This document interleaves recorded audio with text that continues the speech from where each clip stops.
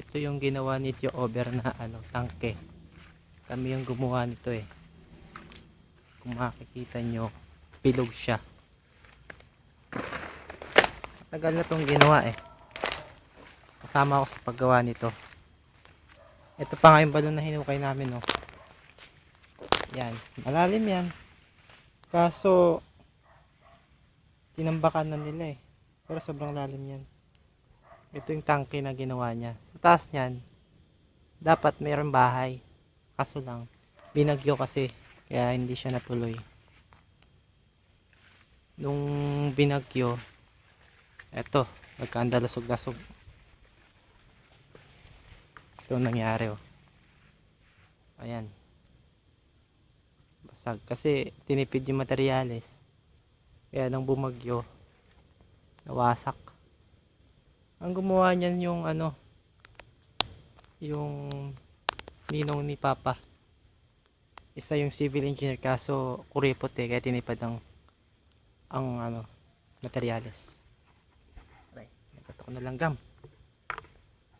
Ito ang buong gupat ng pag-aari ng anda. Kasi yung ibang lupa dito, naibenta na. Kaya kakaunti na lang. Doon naman banda ron yung babuyan, Chamili. Ito yung pinatas namin na puso ni Tio Enan kanina.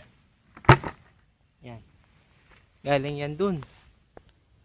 Sa puno na yun, saging. Ito naman yung kubo ni Tia Melinda. Parang rest house. Ito yung CR. Tapos dito sa nagpapahinga. Meron pa kaming puso dito na kinuha ni Tio Enan. Kunin ko lang ulit. Dito. Ito siya. Kunin ko na. Pasok natin dyan. Meron tayong dalawang puso. Ito naman yung babuyan ni Tia Melinda. Yan. Itong mga baboy niya.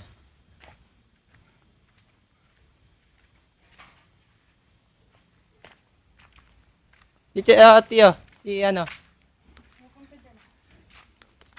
Muna dito.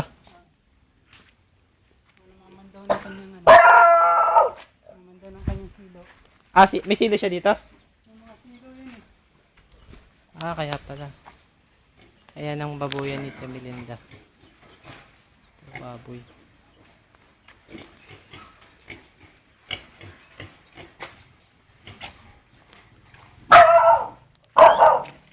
May bunga pa kaya yung kalamansi? Madalang. Madalang. Nag-ani na kayo? Hindi yung merienda. Nakasanlayan eh. Ay, pusa. Nakasanla pala yan. So, yung ani niya, silang kumuha. Silang napagbentahan. Magkano kaya napagbenta? Ha? Silang pinuputihan namin yung sa Meres House. Yung Ah, panggamit. ganun ba? Kumuha sana kami. Pandadal. Pang-anuan lang, parang dadalhin man lang pasalubong sa tapos. Naku, wala na palang kalamansi.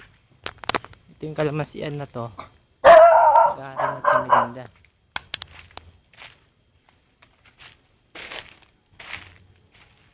Lahat yan, kaso yan, nakasanla pala yan ngayon.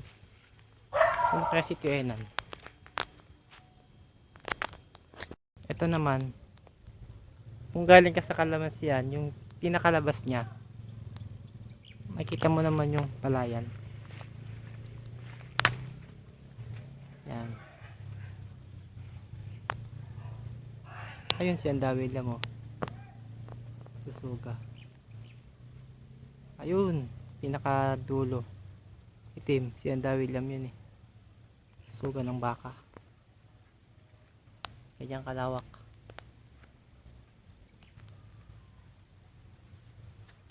Yan ang aming palayan.